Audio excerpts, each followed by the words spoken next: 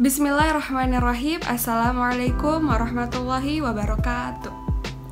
Nama saya Salma Kamilah Putri, Fakultas Usuluddin dan Dakwah, Prodi Ilmu Al-Quran dan Tafsir kelas 4D. Di sini saya akan membahas tentang Kitab Sunan Abu Dawud karya Imam Abu Dawud untuk menjadi tugas ujian akhir semester mata kuliah kajian kitab hadis.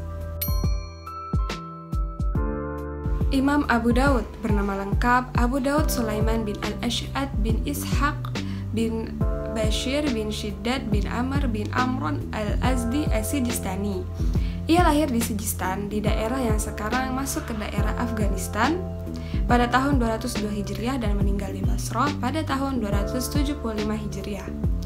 Beliau lahir di keluarga yang agamis, jadi ayah beliau Al-Ash'ad bin Ishaq adalah salah satu perawi hadis dari Hamad bin Zaid.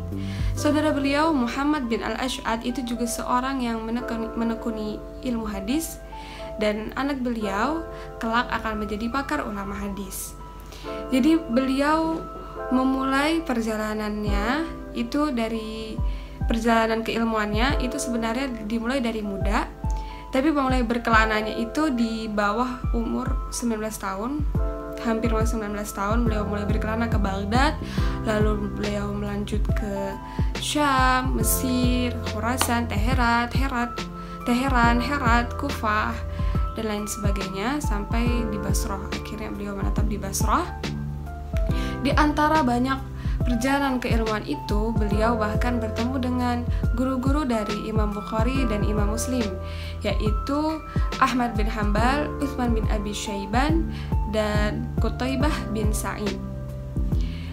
Dan beliau ini, menurut para ulama, menurut para orang yang telah bertemu dengan beliau terkenal dengan sosok yang jujur, adil, dan waro' dalam kehidupannya. Beliau itu tipe orang yang sangat sederhana, jadi bajunya itu lengannya ada yang besar satu, ada yang sempit satu. Katanya buat apa? Jadi yang lengan besar itu untuk membawa buku, jadi yang sempit katanya buat apa banyak abis-abisin kain kayak gitu. Jadi beliau memang terkenal sosok yang jujur, adil, dan waro'. Sekarang masuk ke identifikasi dan sistematika kitab Sunan Abu Dawud. Jadi kitab Sunan Abu Dawud ini sesuai namanya Sunan, yaitu kitab hadis yang tersusun dari bab-bab fikih. Jadi urutannya itu bab-bab fikih.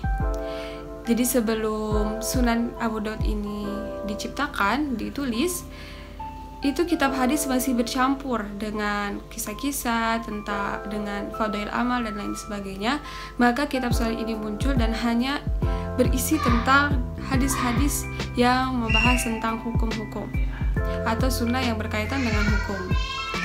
Lalu beliau membaginya menjadi beberapa kitab dengan total 35 kitab, dan setiap kitab itu terisi dari bab-bab, dan setiap bab hanya terisi 1-2 hadis. Karena Imam Abu Dawud itu beliau merasa cukup dengan memasukkan 1-2 hadis saja setiap bab agar umat Islam itu gampang menerimanya dengan mudah, tidak terlalu pusing gitu.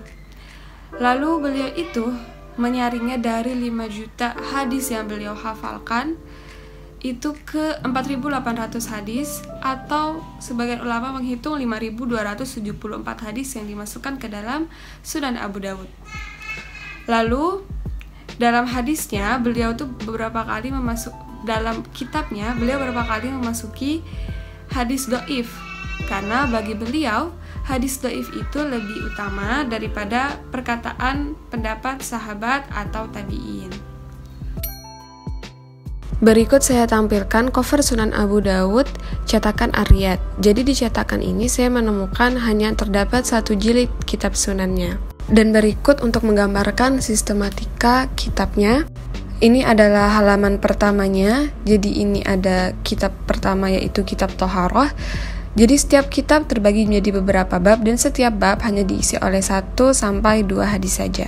Dan di sini kita bisa melihat salah satu keunggulan kitab Sunan Abu Dawud, yaitu Imam Abu Dawud menyebutkan dulu kualitas hadisnya seperti sahih, hasan sahih, atau dhaif.